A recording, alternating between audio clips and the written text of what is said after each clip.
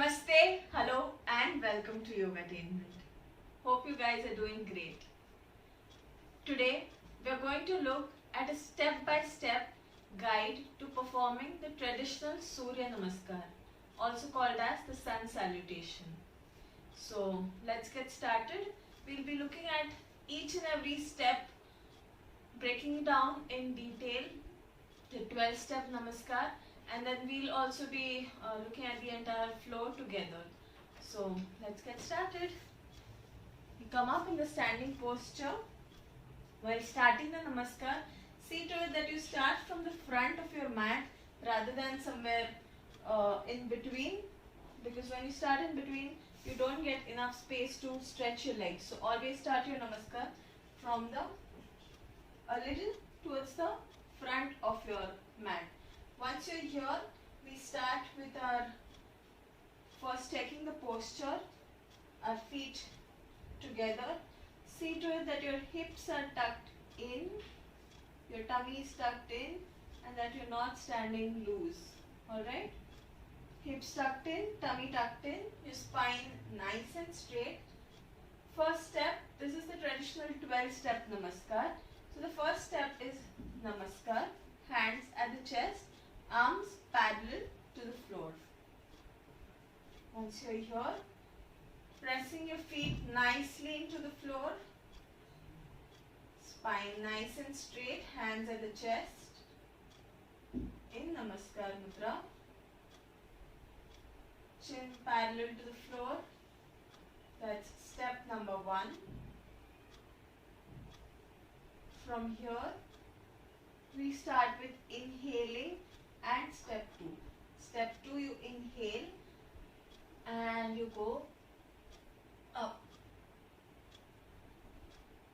How much ever you can. Trying to look at your thumbs. Right now, I'm using this mudra while going into step 2. Now there are some variations wherein some people inhale keeping the arms open, which is also correct. I prefer using this because that gives a little more stability. I feel that gives more stability. So, starting with here, 1, 2, stretching up, looking up at your thumbs. You breathe in, back bend according to your capacity. 3, we go down right from the tailbone as much as possible, how much ever you can. Try not to round your back, try not to do this. If you do this, you'll be rounding your back and you won't be able to go lower. So from 2, keeping the tailbone tucked in, we go into 3. Uttanasana. Once you're here, see to it that your knees are straight. It is okay not to be able to reach the floor. Even if you are able to reach somewhere at your calves or your ankles, that is perfectly alright. Let it be according to your capacity. Once you're there,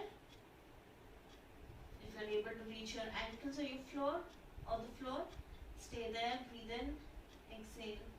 See if you can go lower. That's step number 3. Try to move your hips a little ahead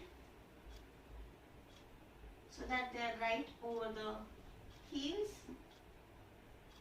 and you go into Uttanasana. Going into step 4.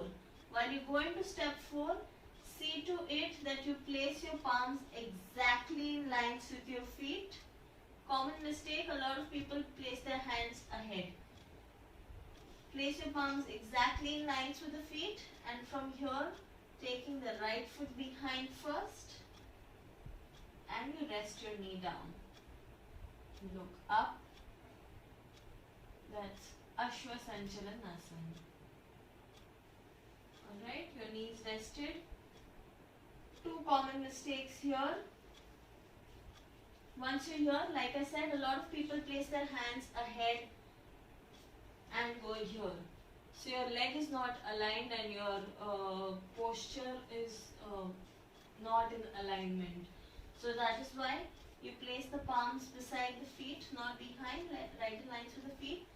While taking it behind, extend it nicely and place it down so that your leg is extended and you don't end up here. Alright, the leg is not in a right angle.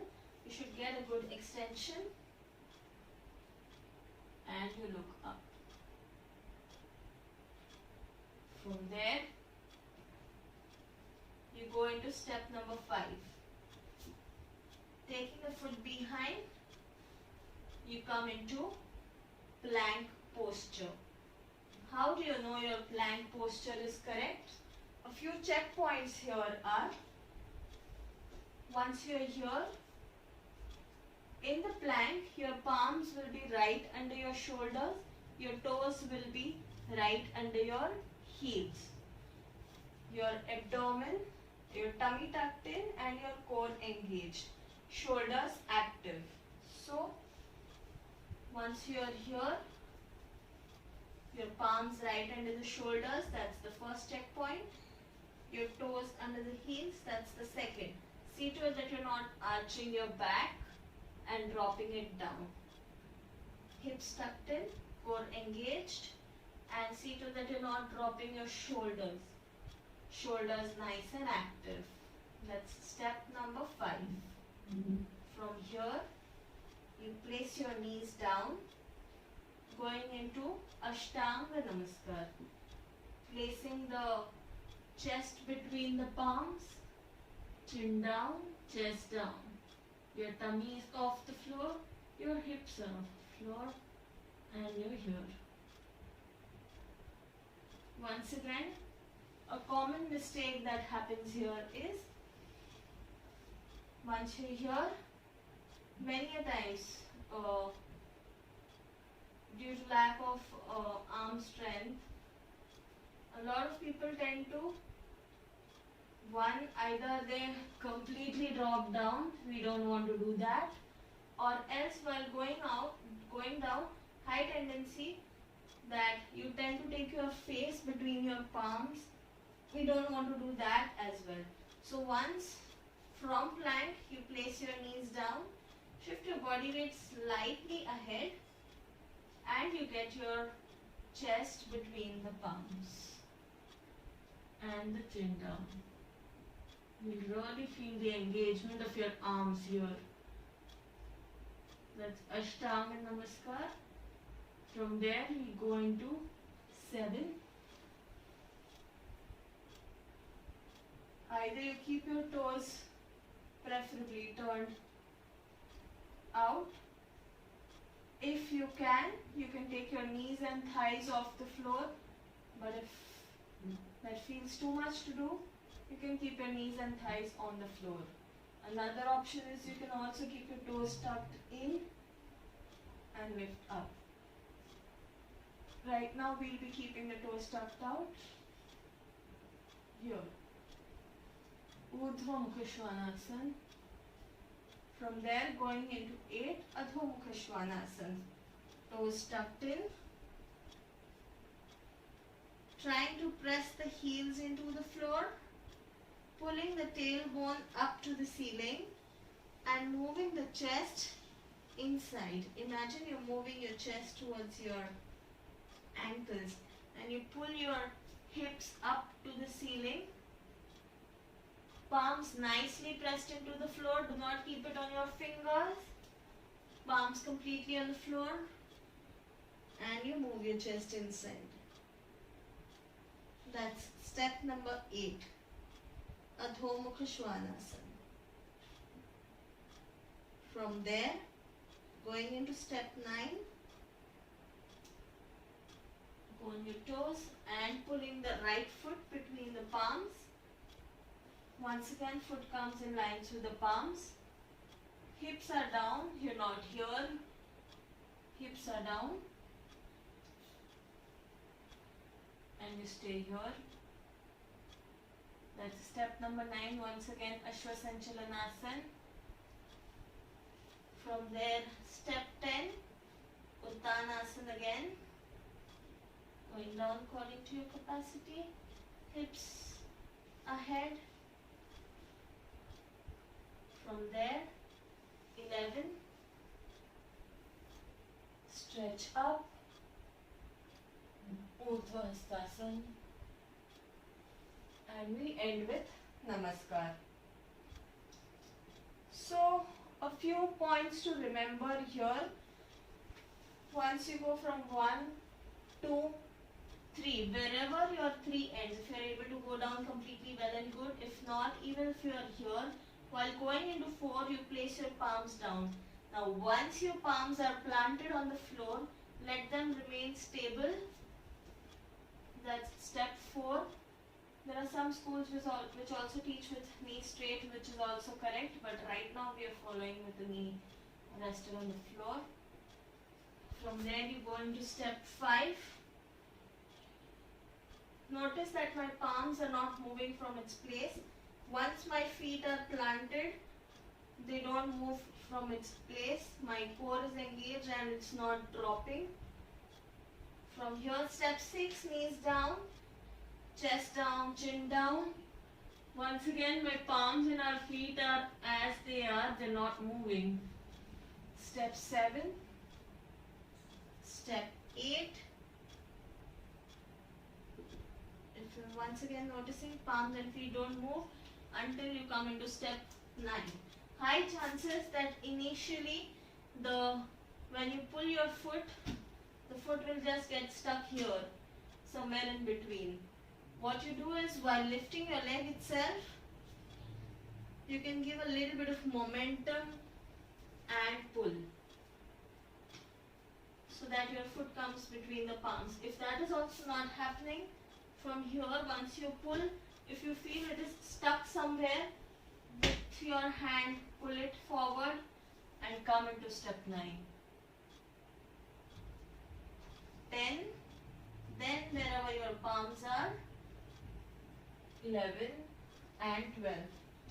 So, once your palms are planted down, you do not lift it up till you come into step 9 again. Alright? So, we look at the Namaskar quickly, twice in a flow. Let's practice together. Feet together, hips tucked in, tummy tucked in. We start with 1. Up inhale, 2. Down exhale, 3. Wherever you can reach. Placing the palms down, taking the right foot behind. Knee rested on the floor, 4. Taking the other foot, lift the knee up, take the other foot behind, coming into plank pose, 5. Place the knees down, chest down, chin down, 6. Come up, 7. Toes turned out if possible. Chest expanded. Once again, here also see to that you're not dropping your shoulders. Keep them nice and active. 8. 9. Pulling the foot forward between the palms. 10. 11. And 12. Now, in case if you have a knee problem, if you have a knee issue, knee pain, what you can do is you can skip step number 4 and 9. So once you go down into 3, instead of taking one leg behind, that might hurt your knee, you may just choose to walk into a plank. Keep your knees safe. The rest of the Namaskar remains the same. Once again, instead of pulling one foot forward, you may just choose to walk and skip step number 9 in case if you have a knee issue. We do the Namaskar from the other side. 1, 2, 3, 4, 5, 6, 7, 8, 9, 10, 11 and 12. So that's the most basic 12-step Namaskar, traditional Namaskar. Do practice it. If you have any doubts, questions, please feel free to drop it in the comment section below and get in touch with us in case of any more guidance that you would need in the practice, and keep practicing. See you guys. Thank you so much.